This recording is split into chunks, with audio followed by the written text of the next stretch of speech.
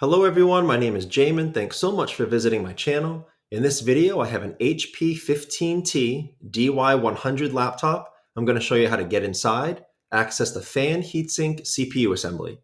So first thing, power down your computer, make sure that it's off and unplugged from your charger. We're then going to flip your computer over to access the bottom case screws. Now there is a long rubber foot on the top of my screen and the bottom of my screen shown by the blue arrows. You're going to have to take those up to access 3 screws under each one. To get those up, you're going to use a small, very flat pry tool. They're only held on by double-sided tape, so you will be able to carefully, slowly pry them up. If you go too fast or bend it too much, it is possible to break them since they're just rubber. If you do break them, you have the option of buying a new one to replace it, or you could just use it broken. If you split it in half, you still have to put down the whole thing with double-sided tape, so you can just put it down broken and it should still work fine. After you get all of your screws up, if you flip the computer over and look at your keyboard or your palm rest area, you'll see a seam in the computer at the edge of your palm rest and your bottom case. That's where you're going to use a small flat pry tool to slowly pry up the palm rest from the bottom case.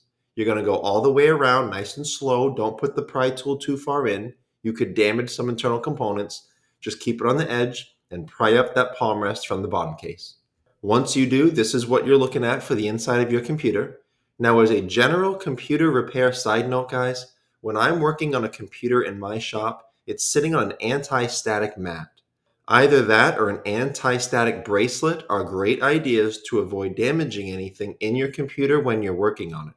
If you would like any help with tools or supplies for your computer project, as well as any upgrade and replacement parts for this specific model computer, I will have a link above, also below in the description, and it will be a list of all those tools and supplies and replacement parts.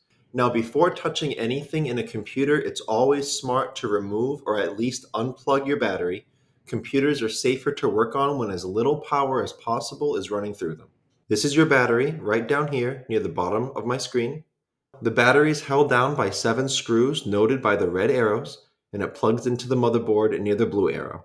After removing all the screws and lifting the battery up, that will unplug it from the motherboard. Your fan is located up top near the red arrow. The heatsink goes from the fan and the vent down to the CPU area, held down by 4 screws near the green arrows. Now, I'm not sure why you guys are here. If you're here just to replace a broken fan, you would unscrew it from these 3 screws, and then you would unplug it from the motherboard here near the blue arrow. Be very careful with those wires. They're very fragile. If you pull them the wrong way or too hard, you could damage them, or you could pull them right out of the plug. So be very careful when unplugging that. Try just to grab the plug if at all possible instead of the wires. If you're here to clean out your computer or address some sort of overheating issue, after you get your fan out, you'll be able to blow it out, clean it out really well. You probably also want to come in here and reapply thermal paste. If you guys would like help with that operation, I will have a video tutorial link above in the video, also below in the description, and it will be a tutorial showing you how to fix an overheating laptop. It'll show you how to take apart your fan and clean it out really well. It'll also show you how to clean off all the old thermal paste first. You don't want to put new paste on top of old paste. And then it will show you how to put the right amount of thermal paste down. If you put too little thermal paste down, obviously it won't do its job. If you put too much thermal paste down, it could end up locking heat in rather than getting it out of your computer. So again, that video tutorial will be above and below in the description. Another shout out about that thermal paste, not all thermal pastes are created equal. Generally speaking, the cheaper stuff will work, but the more expensive stuff will do a better job. I will try to have 2 different thermal paste options for you below in the description in that list with all of the tools and supplies and replacement parts, in addition to having a fan replacement in that list as well. And I guess the last thing I'll mention in this video, as long as you are here in your computer, check out over here on the left of my screen. These 2 slots, this is your RAM.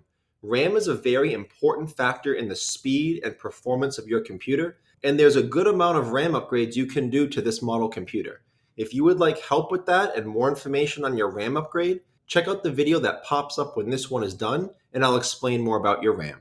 If you have any questions, guys, check out the FAQs below in the description. It could save you some time getting an answer. If you do need to leave me a question or comment, please do. I try to get to those a couple times a day at least. Thank you so much for watching. I look forward to seeing you on my next video.